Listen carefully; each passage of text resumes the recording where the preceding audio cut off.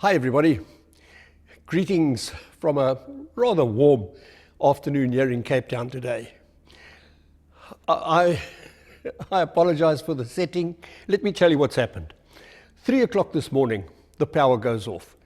The factory is plunged into darkness. It's now 5 o'clock in the afternoon, the power still hasn't been restored. So I thought to myself, well, let's try and do something productive in any case while we wait for the electricity to come back on again. So here I am sitting in amongst the machines, waiting. I can't shoot this upstairs in the office where I normally do because it's all dark there. So forgive me if it's a bit of an industrial setting, but hey, we make the most of it. We got light coming in through the skylight windows there, so that's fine. Questions and answers. Can we do something a little different today? A very good friend of the channel by the name of Matt sent me a video clip. He's restoring some weapons of Rhodesian origin, and he has a few questions that he poses to me on this video. We're going to take a look at it in a moment. Now, I have given Matt my impressions as best as I can, but you know, folks, there is a world of information out there. There are people watching this channel who know far more about these weapons than I ever could, even though I used them when I was in the Bush War. So I'm going to ask you, if there is any comment that you have, some bits of information maybe that would be of interest to Matt, please put them down and then he can read them and then and get the benefit of your experience and your knowledge. So, okay, let's not talk anymore. Let's take a look at this video. Good morning, Martin. Greetings from a cold, rainy day here in Baltimore, Maryland. You said you were interested in seeing some of my Rhodesian firearms collections, so I decided to do a video for you. A little backstory: I was born in 1982, so I never knew anything about Rhodesia growing up. Heard a little bit about South Africa and apartheid, but even that was over when I was pretty young. Fast forward to the 2000s. Unlike most Americans, I really didn't do any shooting before I was about 20. I got into guns when I was about 20. About that time, we were importing some Rhodesian, what we call parts kits. So a parts kit is a group of parts that's legally able to be imported into the United States because it has been deactivated. It's no longer considered a gun. So in the case of an FAL, or in what you see in front of you is a G3, they would take the main body, what we would call the receiver, and they would cut it here, here, and here. In some cases they would take that back part and throw it away, and in other cases they would give you the cut pieces. So I saw these kits coming in. I didn't know what they were. People said they were Rhodesian kits. I didn't know what Rhodesia was. All I saw was kits that were primarily covered in this kind of paint, which is affectionately known in the US as baby poop for its light yellow color. So I didn't buy one at the time, not having a lot of money, still being in college. And it took me several years to understand what those kits were and the history of Rhodesia. Really didn't learn about it till much later, and listen to your stories and some of the other books that are out on Rhodesian history, and became fascinated by it. So I decided to buy up what I could. So you can see here I bought a Mag 58 and barrels and a G3. So we could tell these kits, this kit here is what we call a double matching kit, because as you can see there, it's number 209, and here it's number 209. So the gun itself was matching before it went to Rhodesia. However, these guns were also marked with Rhodesian electro pencil. You can see there 6160 with the RA in front of it. And on the stock, you can see the same thing, RA 6160. Also on the bolt carrier, 6160 electro penciled in. So these are considered the best kits, the ones that are double matching. So the question is, once we got these kits, they obviously are missing a few parts. You know, why do we want these? You know, what good are they? So when these kits came into the US, what we would do is we would then go and buy a US made receiver. This one, oddly enough, is made by a US company called PTR. PTR got its machinery from the Portuguese, who also happen to make this kit. You can see the company FMP made this in February of '63. So what we do is we take these kits and we rebuild them into semi-automatic firearms. Unfortunately, in 1986, there was a ban on any further production of machine guns. So as you know, the FAL and G3 are capable of fully automatic fire. So we can no longer use the fully automatic fire, and we must stop with just semi-automatic fire. So one trigger pull, one bullet comes out, no more. So we will take these kits and rebuild them into functioning rifles. There is a mandatory amount of US made parts. So you can see here, I won't be able to use the original trigger pack, which is full auto anyway, and I'll have to use a US made version, along with replace some of the parts like this, the trunnion, the piece that the barrel goes into, will have to be US made along with the main body of the gun. So we'll take these, rebuild these. We try to keep them historically accurate. As you can see here, this is a Australian L1 FAL kit that I rebuilt on a actually Brazilian receiver made by Imbel. So that should give you some idea of what the gun can look like when it's done. And of course that gun is fully functional and semi-automatic only.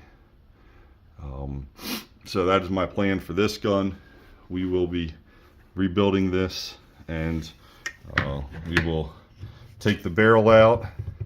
The trunnion will be put into this gun. The old barrel will be installed into it. The trigger pack will be slightly modified to accommodate a block for the full auto parts, and we will refinish it. And the goal will be to try to make it like something you would have seen in Rhodesia. We won't make it brand new in this case like we did with the L1A1, but we will try to leave what we call the patina or the rust on the gun and try to make it look like it did when it left Rhodesian service. So unfortunately, in my state, not the whole US, but my state, we are no longer allowed to build and manufacture new FALs. So having found out about Rhodesia after this was the case, I happened to have a G3 receiver spare, so I wound up having to buy a G3 Rhodesian kit rather than the much more common FAL kits. So this is considered a premium kit here in the US, as all Rhodesian stuff has increased in value quite significantly. When these kits came into the US, they were between $100 and $200. Now, you know, you're probably looking at a $1,500 parts kit for most Rhodesian rifles. Some interesting features on Rhodesian guns that we don't see anywhere else. You can see here they drilled out these holes, not perfectly, to help ventilation. Martin, here's a question for you. These heat guards were imported into the US, but we can't seem to find really any pictures or evidence that they were ever used in Rhodesia. But they are fairly, how would I put it, custom made for the G3, and you can see here would insulate the relatively thin handguard that would probably get pretty hot in a firefight. So if you have any information on them, we would love to know more about them. You can see here, this one's actually cracked, but you know, fairly have a homemade look to them. So this is what we would envision would be, you know, native Rhodesian production during the war. As I said, there's become a pretty big collector market for these, and we're always trying to learn more about this part of history. We don't have a lot of history on this stuff over here. Questions like how this paint was applied, who applied it, did they have a set pattern, or did they just go off of whatever they felt like painting that day? You know, where the guns came from, who used the G3s versus the FALs. Really, almost any kind of that information would be interesting to us as we try to reproduce these guns in a historic sense. So there is actually a guy in the US that has matched all the colors, and so I bought a color set from him. So my plan right now is when I rebuild this, I will weather the receiver to try to make this metal look about like this metal, and I'm sure that won't be possible everywhere, so I plan to apply some of that what we call baby poop camo paint to hide some of like the new welds that will occur like at this point, and some of the other points on the receiver that will be pretty obviously new made, but to get it to try to look like something that came out of Rhodesia. Moving on here, I was lucky enough to be able to purchase a Mag 58 kit, or MAG as you put it. From my understanding, these were imported out of Israel. Of course, don't have any proof of it. I've reconstructed it here. You can see all the rivets were popped out. I just have some pop rivets in place to hold it all together. So this is how it came in. You can see it's certainly seen some years of wear, but it's pretty much all there. You can see some of the camo paint still in the stock there. So one of the most interesting things about this kit is the marking on the top cover. You can see someone tried to write something there. I can't make it out what it says, but if you have any ideas, that would be awesome to find out more. These guns, some of them were marked differently. This one, it's kind of hard to see here on the barrel, but I don't think you can really see it that well here, but there's a RA marking right there that's very worn down, and of course the proofs for the barrel. The bipods usually didn't make it, so these are more modern bipods. Again, will probably get camo painted so you can't tell that, and artificially worn once this gun's remade into a semi-auto. So turning it around, you can see what damage really happens to it before it's allowed to be imported. In this case, you can see that they torch cut it here, here, and here. But in this case, unlike the G3 that you saw earlier, they actually gave us all the parts. So everything is in there internally, you know, and it'll take a good bit of work to get back to shooting condition, but it's a hobby, not a money-making effort for me. So we will do that, and you can see the original FN markings there. Pretty interesting. Some of the kits that have come in have markings on this side of the receiver where you can see that there'll be a circle cut into the receiver here, removing some of the details on who made the gun.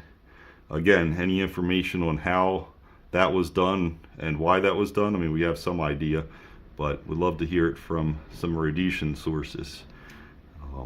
Would be pretty interesting. So that gives you some idea of what happened to your MAG Gunners guns. I don't believe a sling was ever used on these, but if you ever saw someone with a sling, that would be also interesting to know. We've noted that most of the carry handles were cut off on the Rhodesian guns, usually cut off up top right about there. And I would think that most of the slings were not used on those guns. Well, down here, I found these pretty interesting. These really just came in more recently. These are barrel carriers. As you can see here, you undo the strap, and out pops another MAG barrel. These are pretty interesting, these three, because what I think we have here is, in this first and last case, we have good Rhodesian paint, but this one we believe is Zimbabwe, what we call Magube mud paint on it. We think that happened post Rhodesia. Sometimes we find this paint over top of this paint, and you know, it's become a mix. Again, you can see some markings here that are hard to make out, but would be interesting to know more. You can see ends in RR there, and I believe that's the RA number, probably matching whatever serial number the firearm that it went to was. So on most of these barrels, I was lucky enough to find some rare Rhodesian barrels around still, and you can see the RA number there. Unfortunately, these don't match to this particular gun, but it's very hard to find that kind of stuff these days to still be around and together. So that's where I'm at now. I've been collecting for a number of years, and I eventually will have these guns up and working, like you see with that FAL over there. These two will be the base of my Rhodesian collection. You know, I'd love to add an FAL at some point, and there are some shotguns floating around for extremely high prices. So I don't know if I will add one of them to my collection, but we will see how the future goes if I can ever get a good price on one. So you can see in here all the internals are there, and of course we will have to modify the internals slightly to make them semi-automatic, so that the ATF doesn't come arrest us. So let's see, still basically works. For those that have never seen how this barrel comes off, you push down there. Nope, push down there. It's a really two-handed job, but then this comes up and you can pull the barrel off and put it back in, and you can hear the barrel ratchet back in, and you pull that up and use this as a carry handle. So love to hear more stories about the guns, any kind of information you can find on them, anyone who ever worked on them, just general knowledge. We are our own armorers on this type of stuff, so we'd love to hear about how they did it in the woods, how they kept these guns going under extreme circumstances, how you guys used them, slings, how much ammo was carried. Somehow I don't see you guys carrying these extra barrels through the woods, but you could surprise me there.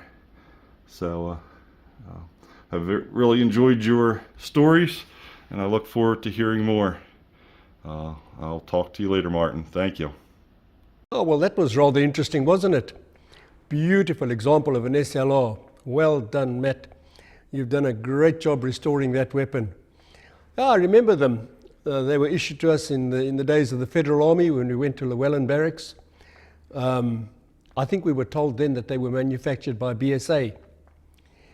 You know, just to transgress for a moment, I remember reading somewhere, and if I'm not mistaken, but of course I might be, but if I'm not mistaken, I think it was Courtney Selous that said during the time of the Matabele Rebellion, he was charging a Matabele warrior who was armed with a Martini Henry.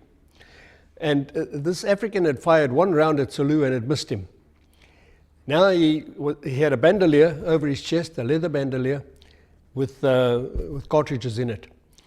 So he was trying to pluck out a round to reload his rifle.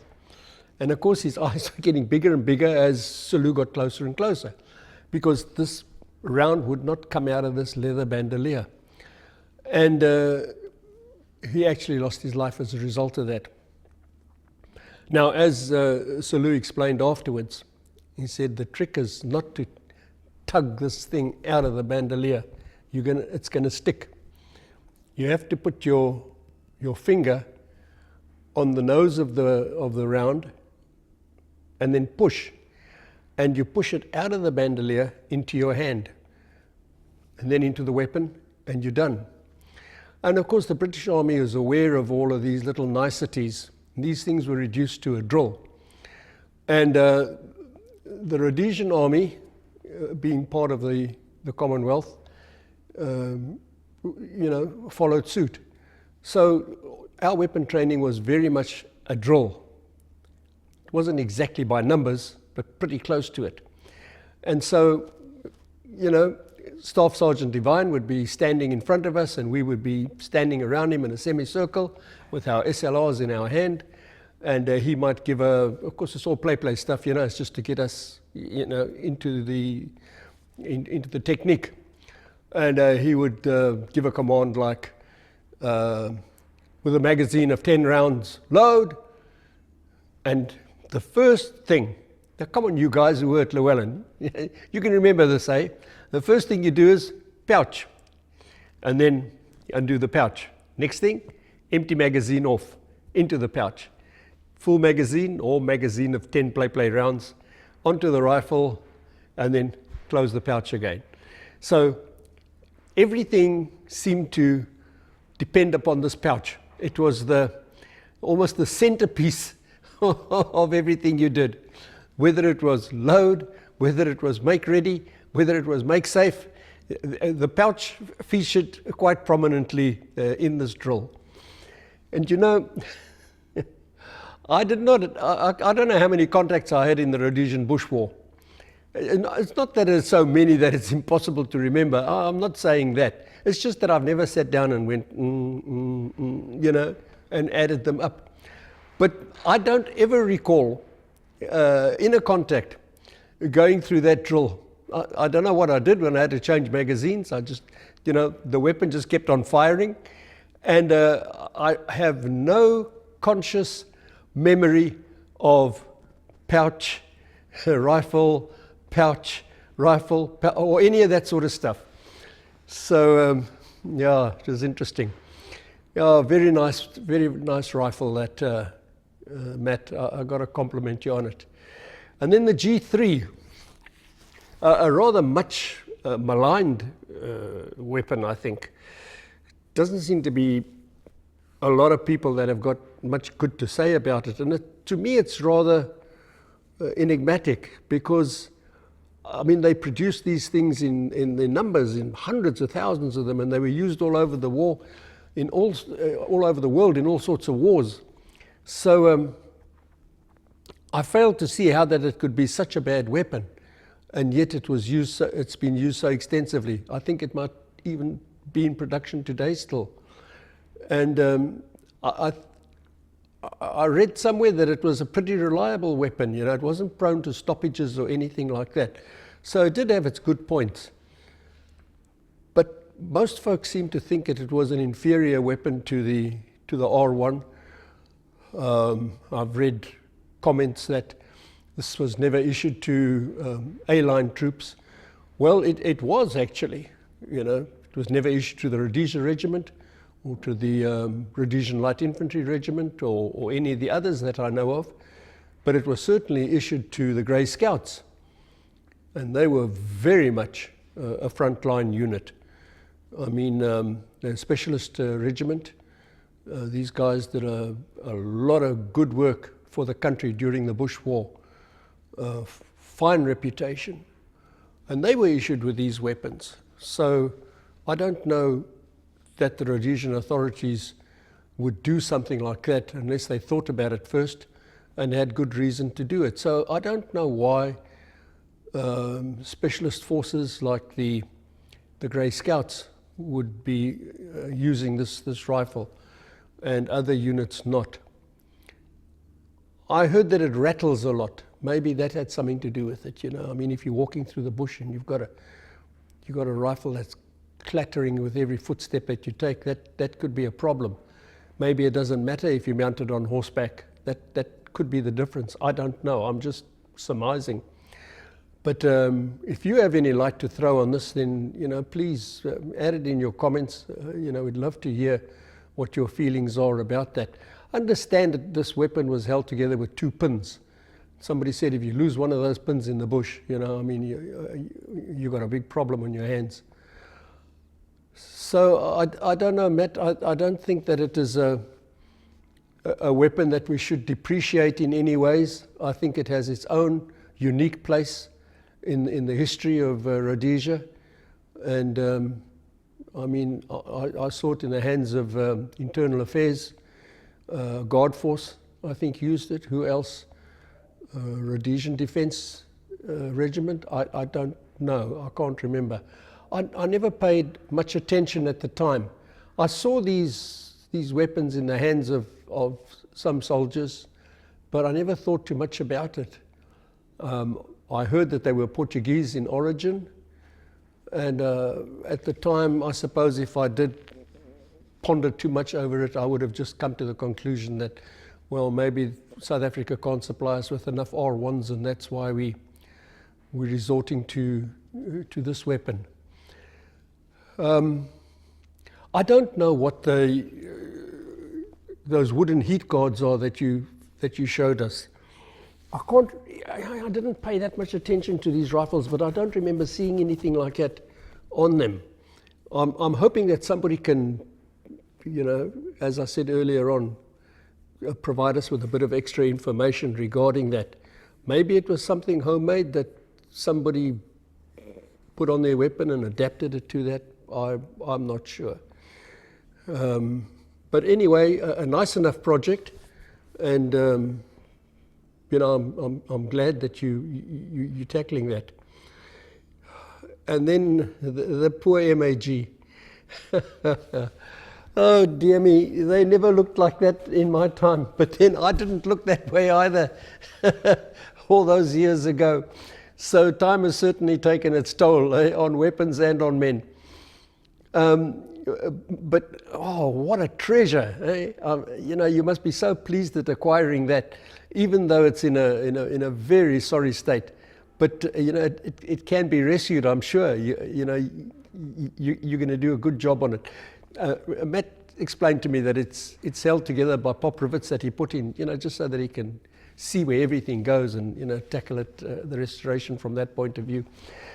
So yeah, boy, they certainly bring back memories. I have to say that I don't remember of the MAG gunners that I worked with ever going to the bush without a sling on it. It had a sling, and it would be, over the shoulder, and they would walk with it like that because it's a pretty heavy weapon.